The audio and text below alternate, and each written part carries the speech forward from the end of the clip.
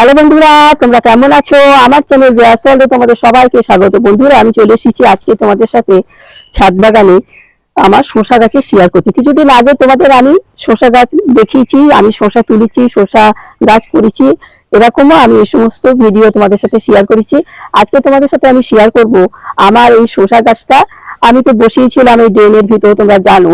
তো এই শসা গাছটা একদম মৃতপ্রায় হয়ে গেছিল, প্রায় একদম আমি কেটেই দিচ্ছিলাম। আরো দুই একটা শসা গাছ আমি তোমাদের দেখাবো, সেই শসা গাছগুলো একদম আমি কেটেই দেবো প্রায়। তো এই গাছটা আমি কাটিনি, এই গাছটা আমি একটা ম্যাজিক সার তৈরি করেছি, জৈব আর কি। আমি কিছুদিন দুই একদিন আগে আমি ভিডিওটা ছেড়েছি, তোমরা দেখে নেবে। ওই সারটা, জৈব সারটা আমি এই গাছের গোড়ায় কিছু খুঁড়ে মাটিটা ফেলে দিয়ে তারপরে আমি ওই মাটিটা দিয়ে কিভাবে গাছের পরিচর্যা করেছি সেটাই তোমাদের সাথে আমি শেয়ার করব। তাহলে চলো, আর গাছটা কেমন হয়েছে দেখতেই পাচ্ছ, কত শসা। তো যাই হোক, তাহলে চলো কিভাবে আমি গাছটা পরিচর্যা করেছি, কিভাবে কি করেছি সব তোমাদের সাথে সেটা শেয়ার করব। তাহলে দেরি না করে ভিডিওটা, তাহলে বন্ধুরা তোমাদের সাথে আমি দেখাচ্ছি যে এই গাছটা আমি কিভাবে পরিচর্যা করেছি আর কিভাবে এরকম আমার শসা হচ্ছে। তো যাই হোক, আমি প্রথমে আমার এই গাছের গোড়াটা থেকে আমি এখন পরিচর্যা করেই দিয়েছি, সেই জন্য আমি সেটাকে আমি এখন আর খুঁড়তে পারছি না। তো যাই হোক, এই গাছের গোড়া থেকে সমস্ত মাটি এরকম এরকম করে সব আমি খুঁড়ে খুঁড়ে নিয়ে নিয়েছিলাম। নিয়ে তারপরে আমার যেটা তৈরি করা থাকে মাটিটা, এটা এটা একটা ম্যাজিক সারই বলবো। এটাকে আমি গোবর সার সামান্য আর 1 লিটার মতন সর্ষের খোল পচা জল 8-9 দিন এরকম পচা সেই খোল পচা জল দিয়ে একটা সার তৈরি করেছিলাম।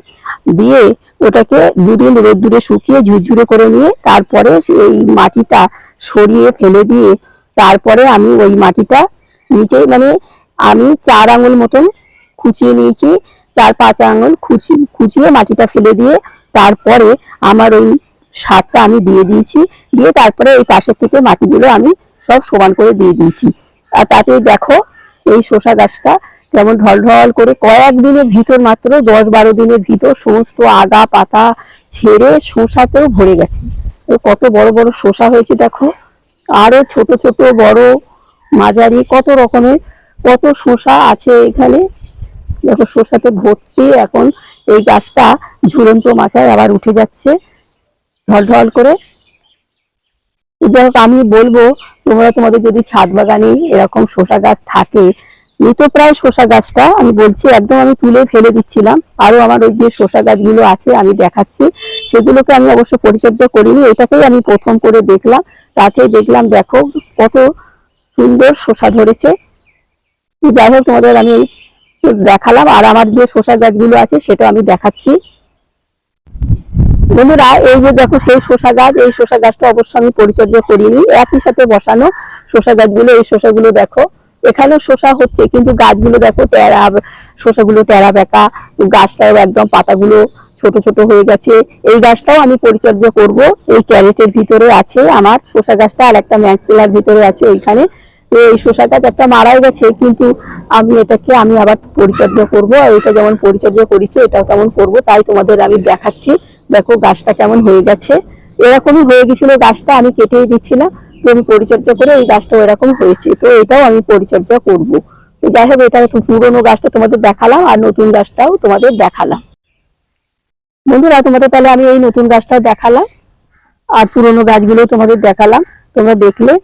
আর এখানে এখন কিছুই আমি সার দেবো না, জৈব সারই করি, কিছুই দেবো না এখন, যেহেতু আমার সমস্ত খোল পচা জল দিয়ে এই মাটিটা রেডি করেই আমার তৈরি করা, সেই জন্য এখানে আমি বেশি এখন কিছু দেবো না। আবার 15 দিন পরে সামান্য খোল পচা জল ওই 1 মগ মতন এই গাছের গোড়ায় ঢেলে দেবো যেমন প্রয়োজন।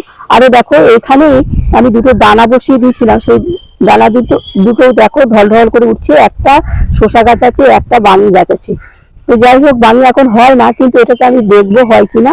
যাই হোক, এই গাছ দুটো আমি বসিয়ে দিয়েছি, আরো শসা গাছ আমি বসিয়েছি আরো এই সাইডে আছে। তো এইটাই আমি একদম এই শসা গাছটা পরিচর্যা কিভাবে করেছি তোমাদের সাথে আমি শেয়ার করলাম।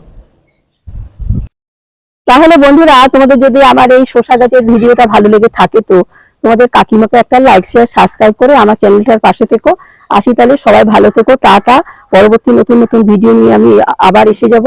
আর আমি বলবো, তোমরা যদি এরকম গাছ হয় তো কেটে ফেলো না, চেষ্টা করবে, চেষ্টা শেষ নেই, চেষ্টা করলে দেখবে। আমি এটাকে চেষ্টা করে দেখো কত সুন্দর গাছ। আর দেখো গাছে গাছে সমস্ত জালি একদম ভর্তি শসাতে। আমি তোমাদের দেখাচ্ছি, দেখো। তো আমি বলবো তোমরা তাহলে এইভাবে, তোমাদের যদি গাছ থাকে তোমরা পরিচর্যা করো। তাহলে আসি তাহলে, সবাই ভালো থেকো, টাটা। পরবর্তী নতুন নতুন ভিডিও নিয়ে আমি আবার এসে যাব।